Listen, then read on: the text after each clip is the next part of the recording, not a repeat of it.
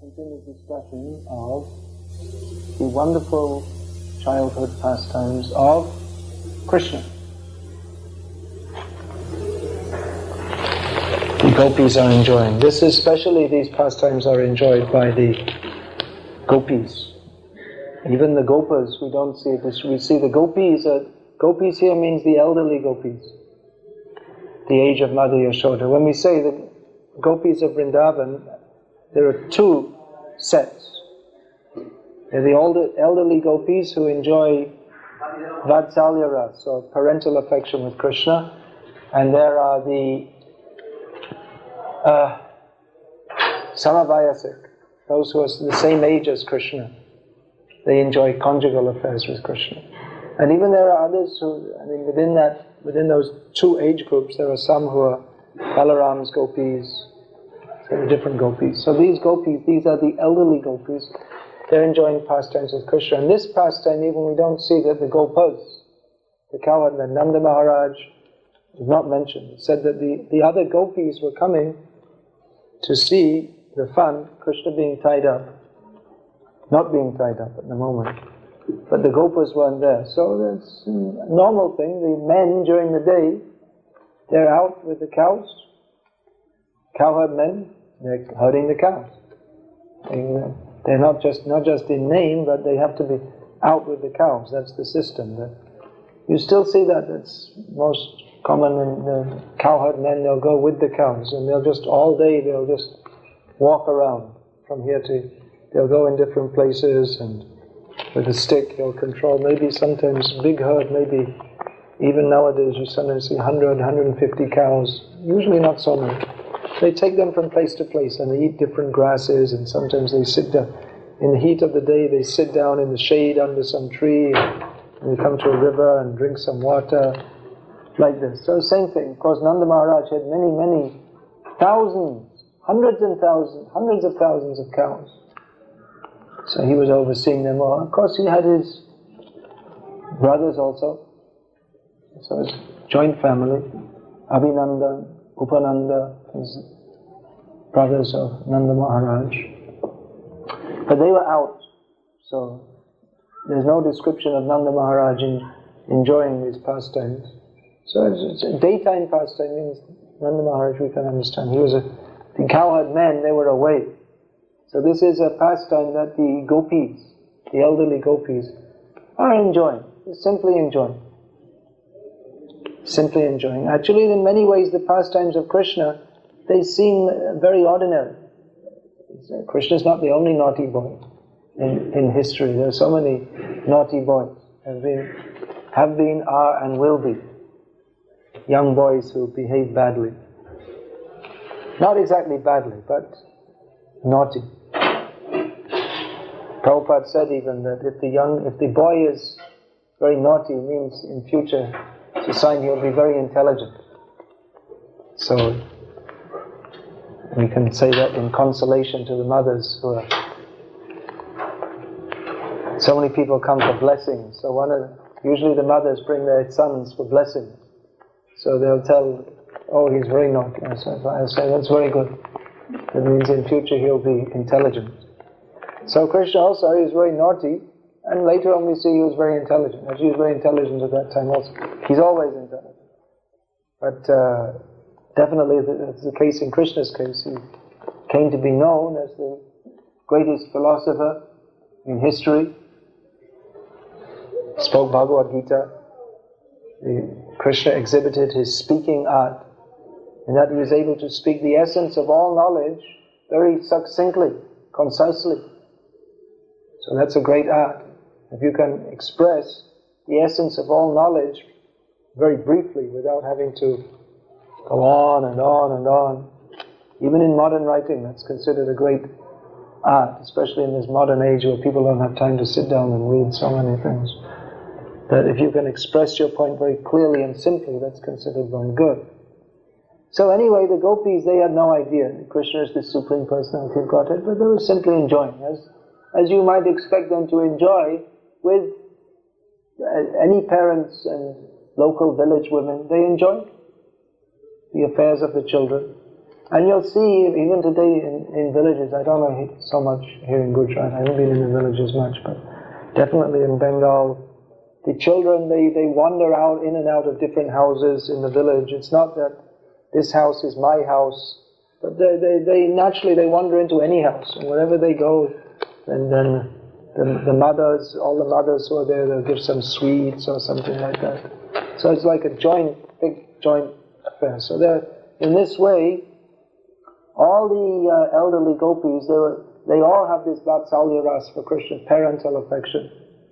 Not only Mother Yashoda, they're all sharing in that, because they all think of Krishna as their own child, and they all love Krishna even more than their own children, which is, that you don't see in the material world. That someone else's child is loved more than your own. Even there are many cases here in India where the mother gives birth to a child and then she dies during childbirth. And then no one will feed the child. Any suckling mother, they don't like. I'll only suckle my own child. So the other child may die, it doesn't matter. Only they'll see to their child. It's quite common.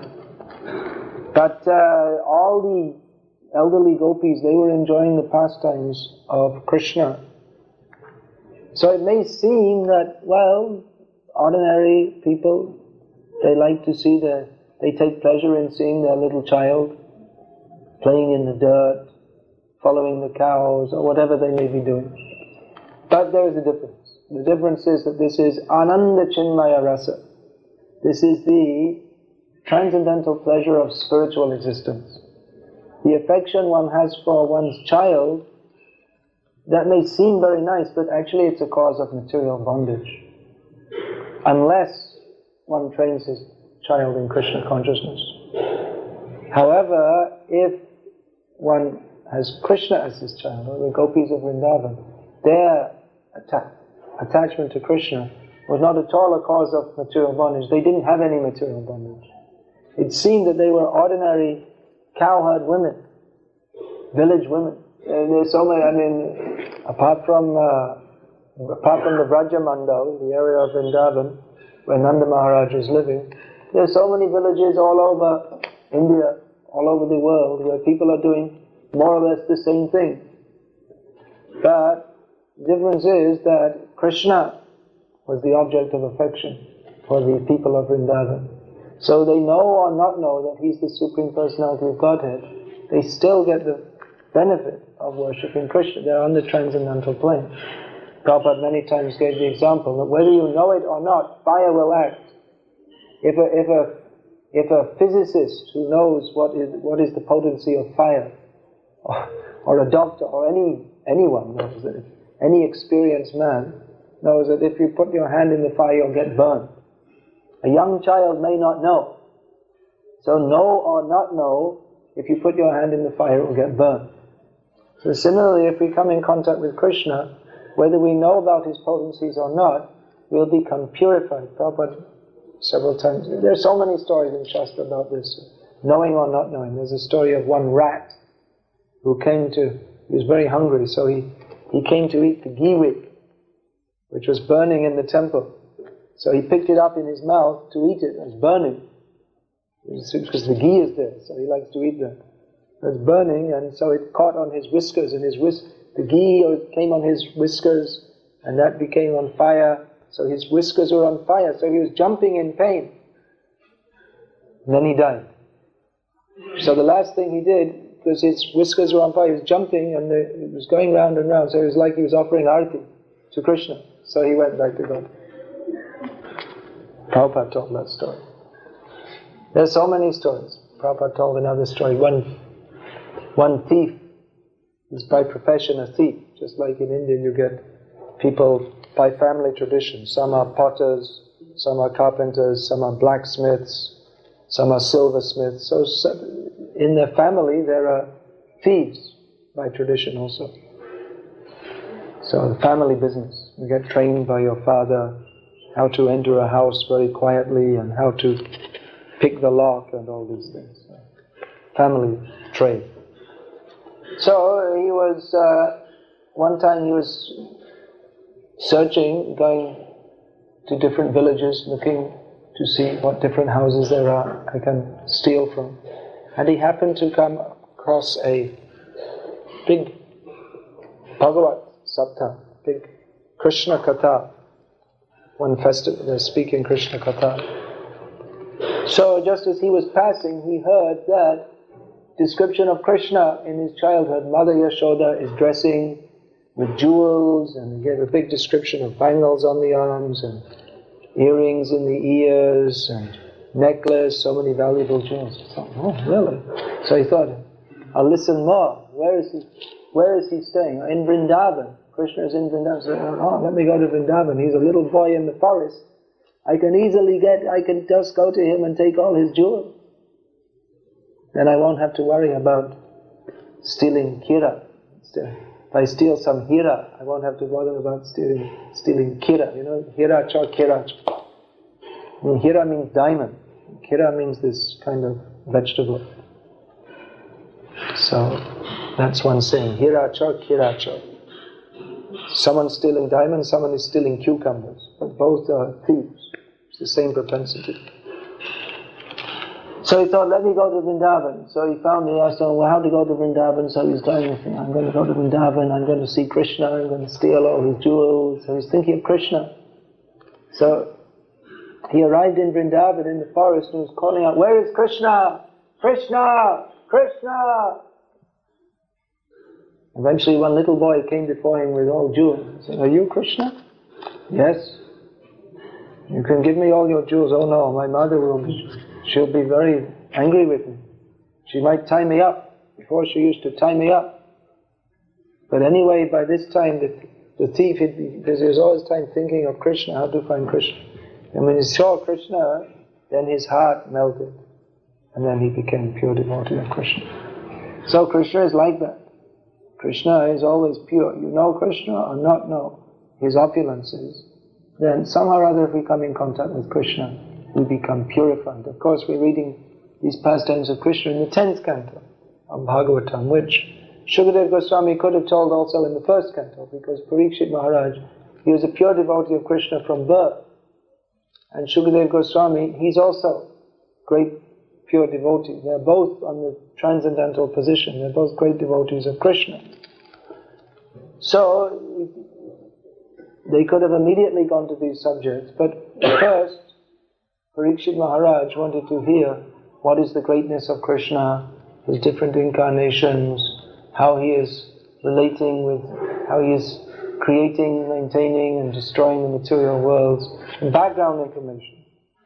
Just so that we, who are not on the platform of Parikshit and Shukadeva, we can hear what are the opulences of Krishna, so we can appreciate. When we're reading the stories of Krishna, already we should, in the 10th canto, actually, first you're supposed to go through 9 cantos and understand what is the greatness of Krishna. And then when one becomes fully inspired by Krishna, or fully determined to surrender to Krishna, then by hearing these pastimes, one will take pleasure.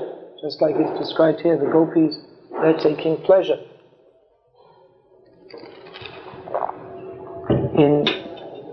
they're taking pleasure in Krishna. So it is a source of great pleasure. Even the non-devotees, they can't understand this. They're just some stuff.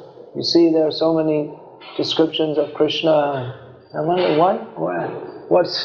they can't understand why people are so much interested in Krishna. You hear about his pastime, stealing some butter, then why you make such a big fuss? Someone stealing some butter. And what's in it? They can't. The non-devotee, the materialist, they can't find. They don't feel any pleasure or bliss in hearing about Krishna. For them, it just seems to be foolish. Why are people so much crazy after Krishna? They can't understand because they're materialists. But a devotee takes tremendous pleasure. A devotee of Krishna, just to get to have the opportunity to hear about Krishna or think about Krishna, they're prepared to do anything. The non-devotee, they can't understand what are you doing? Why are you doing all these things? Rising early in the morning, performing all these different austerities, following rules and regulations. It's very strict. You can't eat anything only which is offered to Krishna. You're not supposed to talk about anything except related to Krishna. Why do all these things? Why? Because we simply want to join Krishna and steal some rice and yogurt from his lunchbox. That's Krishna, his favorite. He likes that. The rice and yogurt mix. When he goes out to the field, he takes within his tiffin. So he likes very much the rice and yogurt with some black pepper. South India is very popular also. Krishna likes very much, very cooling in the hot sun. So rice mixed with yogurt and some black pepper is very cooling. So Krishna likes that very much. So all these things we're doing, what is the point? What is the purpose? That we want to join Krishna and steal some ladus from his lunchbox. I remember once I was in Dubai, I gave one book, this Banshidas Babaji book, to one successful young businessman. He's a rich man, from a rich family, but even though he's expanding the business, and when the CIS opened up, he opened up so many businesses and selling so many things there. So I gave him this book. I mean, Indian, Sindh. So I gave the book to him, he looked at it and he said, well, what's so special about him? What did he do? Well, from a material point of view, he really didn't do anything. I mean, he wasn't the president of a multinational business corporation. He wasn't a general in an army. He wasn't a great politician. He wasn't a PhD. He was illiterate. He was from a fisherman's family. What did he do? He loved Krishna. That's what he did. Day and night. He had no knowledge of whether it was day or night. For him, it didn't make any difference. He didn't seem to be aware whether it was day or night. He had no particular time for getting up in the morning or going to sleep at night or any such thing. He just, all the time, he was simply talking to Krishna. That was what he did most of the time. He simply talked with Krishna. He would talk to Krishna. No one could hear Krishna talking to him, but he was talking to Krishna. He didn't even talk with anybody else. Practically, he didn't talk to anyone. He only spoke to Krishna. So what did he do? He loved Krishna. That is the perfection of life. Samsiddhir harito shanam. After all the different rules and regulations, after following all the rules and regulations of the Varnashram system, one has to understand the ultimate point is simply to satisfy Krishna. And if by our activities we satisfy Krishna, then gradually we can appreciate, or we ourselves will be satisfied by hearing about Krishna. This is a devotee. Prabhupada said a devotee is someone, he's not an ambitious person, he's satisfied. He can sit under a tree and chant Hare Krishna. He's very happy. Of course, for preaching we have so many activities, so many ambitions. We want to see every jiva in the universe become Krishna conscious. If there's an ant, we should think, how will he become Krishna conscious? We should see jiva is there in every living being, how to uplift that. But personally, a devotee, he has no ambition. He's simply content to chant Hare Krishna. Hari Leela ek matro jaha pramod bhogarati gaishe bhakate vinod. This song, Bhogarati song, describing the pastimes of Krishna eating his breakfast by Bhaktivinoda Thakur. He says, Hari Leela ek matro jaha pramod. This Hari Leela, pastimes of Krishna, is the only pleasure of Bhaktivinoda Thakur. And you see, he was a materially successful person, magistrate, highly respected, but he was always trying to get out of his job so that he could leave all these things. And actually he wanted to sit in Vrindavan and chant Hare Krishna.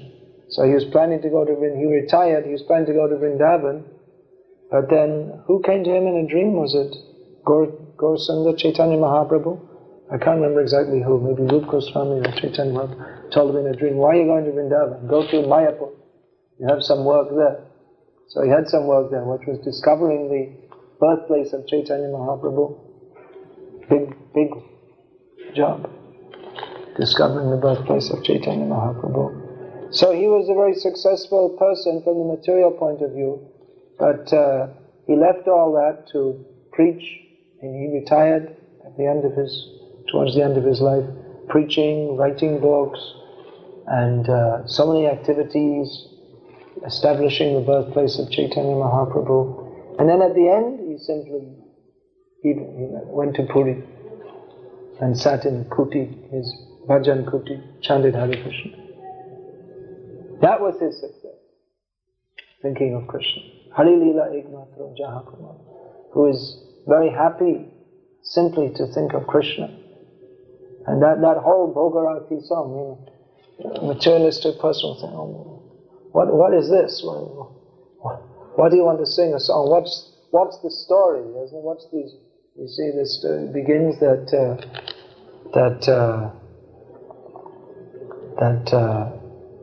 Mother Yashoda is calling Krishna, come, sit down with Nanda Maharaj. Your father is waiting. Come and sit down with your elder brother Balaram. Come and take your meal. And there's a description of all the items. Quite a big breakfast. So after taking a meal, there's a description that Krishna is taking his meal, and out of the corner of his eyes, he's looking at Radhikadi Gone Hari Nayonera Kone. Out of the corner of his eyes, he doesn't want to show directly, but just he's sideways looking at the gopis, beginning with Radharani. So then, Triptoye Kai Krishna Jashoda Bhavan, very happily in Yashoda's house, he's taking his meal. Then after he's finished his meal, he drinks some scented water, very nicely. Maybe some scented water means nice flavor. Maybe some flowers, maybe flower petals are put inside. And all the cowherd boys, they all line up and wash their hands. Doesn't sound like a very exciting story. Then they take rest. And then the Radharani takes the remnants, and then all the gopis take the remnants. And that's it. Where's the action? What happened? What's the story? That's it. That is the story. This is the path. But the devotees, they feel great pleasure hearing about this. Oh, how nice. Krishna's taking his meal, Radharani's taking the remnants, then afterwards all the gopis, Lalitadi Shakigan Abhashe Shopai Mone Mone Shuke Radha Krishna Gunara. All the gopis take all the remnants of Radha's remnants, which are the remnants of Krishna, and in their mind they're very happily glorifying the qualities of Krishna. So devotees, they take great pleasure in this. This is the happiness of devotees. That when you've been a great businessman, when you've been a great general, a great politician, and you've done all these things in the material world, you've been famous, and sometimes you've been a worm in stool, sometimes you've been in hell. When you've been through all this many, many, many times, you can eventually attain the perfection of life, which is to join Krishna in Vrindavan. See him dancing, join with him dancing. Either gopis are dancing with Krishna in Ras Leela circle, or the cowherd boys are dancing, maybe not such sophisticated dance. The cowherd boys, they also dance with Krishna. They have their own pastimes, playing with the monkeys, and shouting in the well, hearing the echo, have their own pastimes. And also, there's so many other, these are normal day-to-day activities. And there are so many, what you might call exciting things. Demons come, Krishna kills all the demons. So many things. The forest fire, Krishna swallows it up. So Krishna does many exciting things. But the day-to-day activities of Krishna are simply rising early in the morning. Actually, he doesn't go to sleep, only pretends to go to sleep. In the night, he's out in the forest with the gopis. When he comes back, quickly he has to come back and pretend to be asleep. Then gets up, takes his bath, everything, milks the cows, then has his breakfast, then goes out in the pasturing grounds. In the meantime, all the gopis are feeling as if they're dead, because Chaitanya Mahaprabhu is saying, Yogayatam nameshena chakshusha pravrishanita shunyayatam jagat sarvam govindaya Yogayatam nameshena. And one moment without seeing Krishna seems to me like 12 years or more. So the gopis, they're feeling like that. They had to pass whole days, which for them seemed like millions of years, when Krishna is out in the pasturing grounds. And then he would come back. So during the day, Krishna had so many wonderful pastimes. So like this, the devotees, they're feeling great pleasure. He has described how the gopis, they're feeling great pleasure in the pastimes of Krishna. So this is the goal of the devotee. The devotees, they're very greedy people. Very greedy. If you have greed, everyone has greed. Everyone wants, I will. Greed means you want to eat more, you want to collect more. There's greed, I will. Greedy for material name and fame. But the devotee has another lolya. It's called lolya. It means strong desire to attain Krishna. Therefore, a devotee is prepared to do anything. Devotee is prepared to do and go through so many difficulties. You see, Prabhupada went through so many difficulties to establish this Krishna conscious movement. Heart attacks, and then he had 2 heart attacks on the ship coming over, on the ship coming over, and then again in New York. So he had several times had heart attack, and no one was encouraged. All his godbrothers, no one encouraged him, and very great struggle for a long time. Probably struggle even after the movement started. Still more struggle. What for? Prabhupada described once that one time he was laughing. Why are you laughing, Prabhupada? He said, I'm just thinking how I'm going to steal some ladus and kachoris from Krishna's lunchbox. So he said, what is that, Prabhupada? He never heard. What is ladu or kachori? Because in the West, people just eat meat, bread, and they have no idea what is ladu or kachori. I mean, even from the material point of view, people in India, they're enjoying more. In the West, what is pleasure in life? Pleasure, main things are sex and food. So, sex everyone is having, India or anywhere. But food, in the West, what is the McDonald's, hamburgers, that's like that's supposed to be the best thing, yeah? Is it in the way? You don't have it in Serbia. You have? Oh yeah, you have McDonald's there also. I thought maybe because it's American, you didn't. They smashed now. Yeah, I'm sure they smashed it. I saw the American embassy in Belgrade. There's all paintings, all graffiti. They don't like the Americans. Adolf Clinton, they call him. Anyway, we're getting off the subject. So, but food, you see, even so many nice things. Now they're becoming modern, so they'll lose all this. Now they're just going to have frozen food and all these things. Even from the material point of view, they're enjoying more. So you can imagine those kachoris Krishna is tasting. Not only imagine, you can taste here also. Krishna is also eating here. Definitely anything you cook, someone may be very, very expert cook, but if it's not offered to Krishna as prasadam, it doesn't taste the same. So Krishna said, Prabhupada said, I want to take those ladus and kachoris from Krishna. I said, what is that, Prabhupada? Prabhupada said, I'll give you the recipe, you make them and then I'll bless you. If you can make ladus and kachoris, I will bless you. Prabhupada said. So what is this, ladu and kachori? Well, what's this special thing offered to Krishna? What is the difference? There's one whole chapter in Chaitanya Charitamrita dedicated to description of prasadam. Why how Chaitanya Mahaprabhu is enjoying taking prasad. Actually, there are many chapters. There's whole chapters of all the feasts Chaitanya Mahaprabhu took. But the one in particular, it's described how Chaitanya Mahaprabhu is discussing with his devotees. You see, what are these different items offered to Jagannath?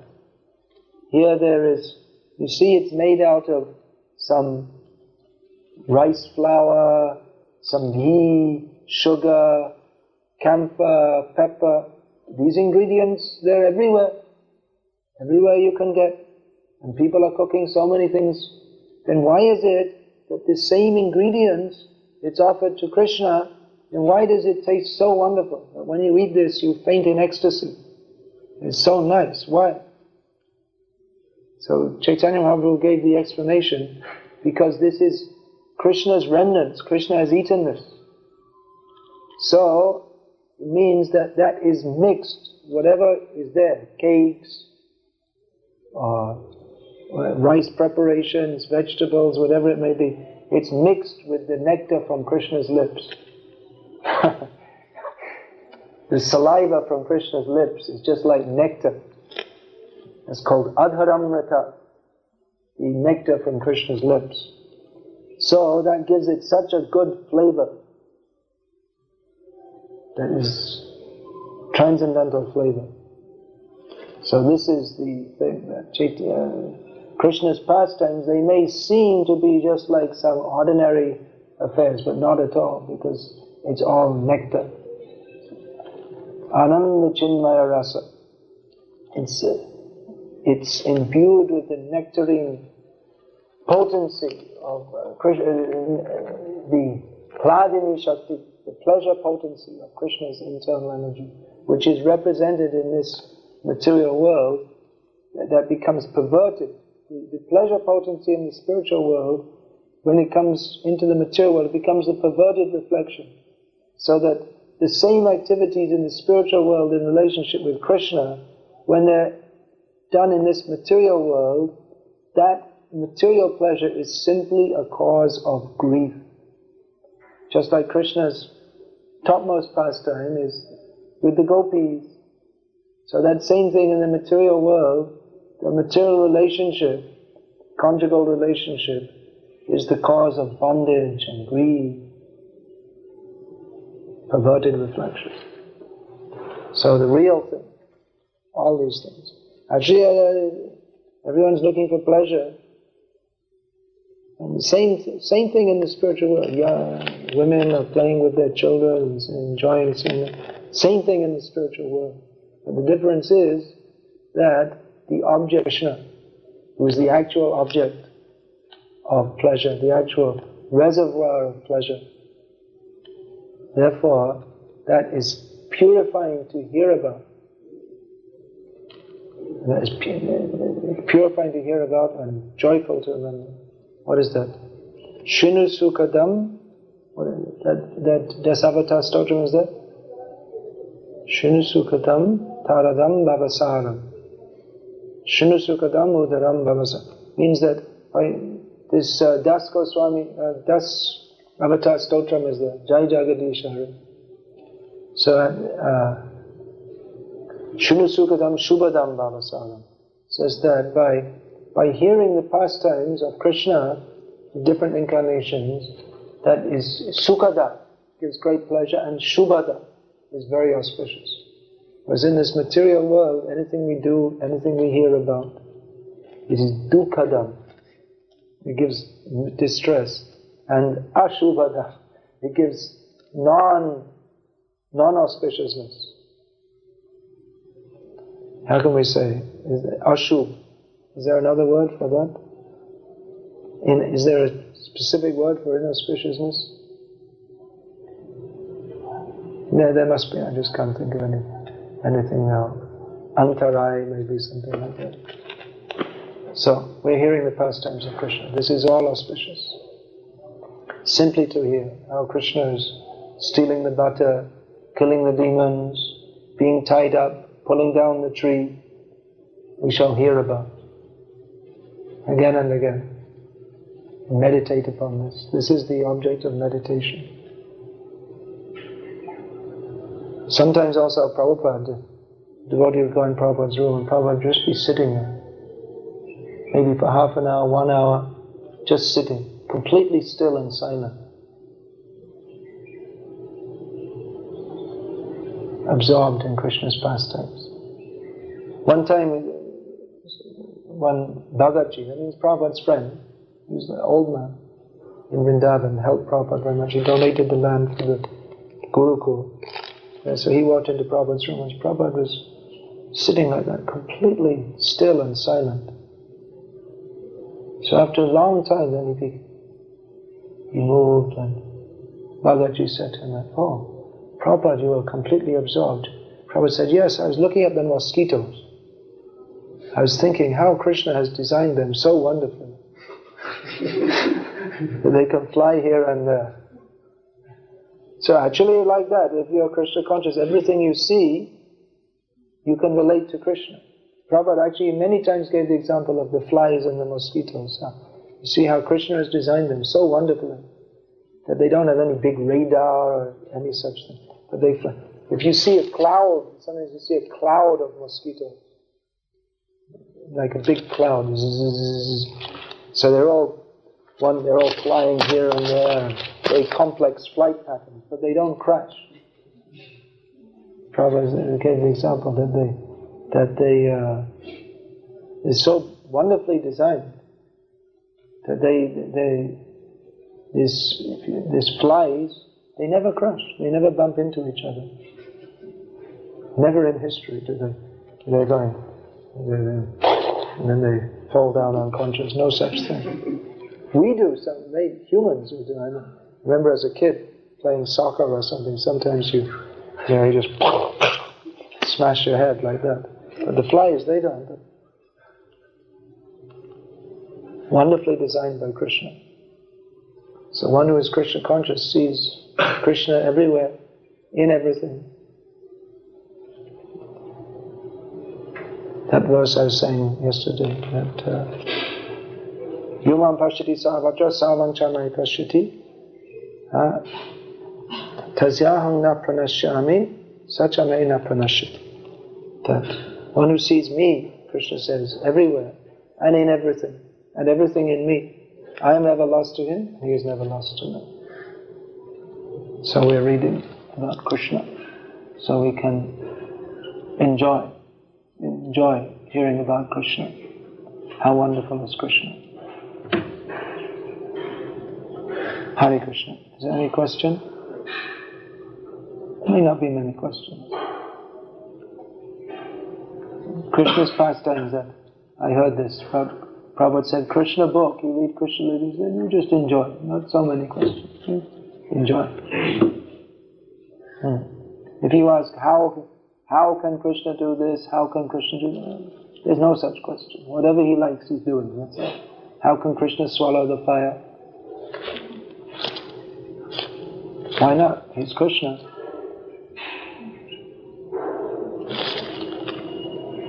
Even there may be so many questions. You see, when the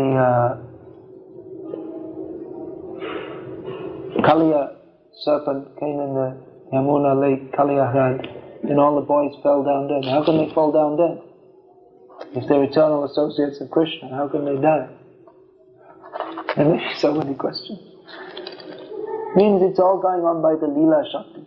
For the pastimes of Krishna, they may appear to be like ordinary human beings in some ways.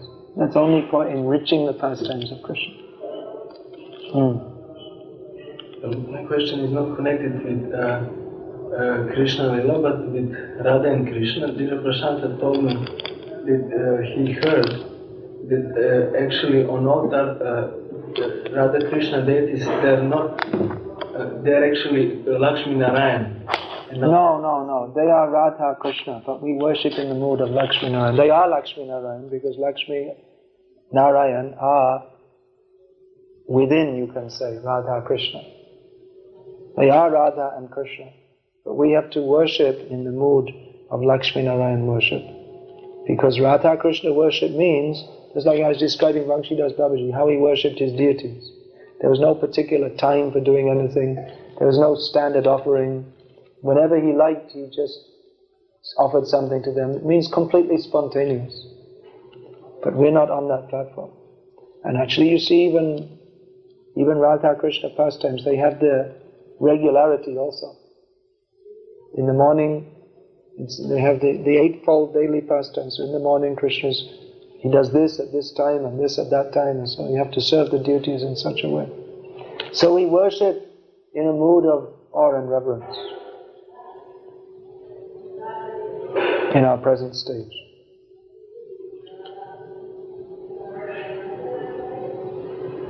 Prabhupada, sometimes you see, one time Pujari told me in London that the old temple in Berry Place is a very small temple room, not even much, maybe twice the length of this room, and then we had sometimes 80 devotees living in the temple. And the deity room was very small, so you could almost, just from behind the rope, you could almost reach to Krishna. There was hardly any space to offer the fan, you had to offer like this. Very crowded up. So one time Prabhupada came in, just the midday arti had been there, and the plate for offering was, they used to keep the plate, the bowl, and now prasad, on until after the arti. So Prabhupada walked in, only the pujari was there. He said, give me that sweet.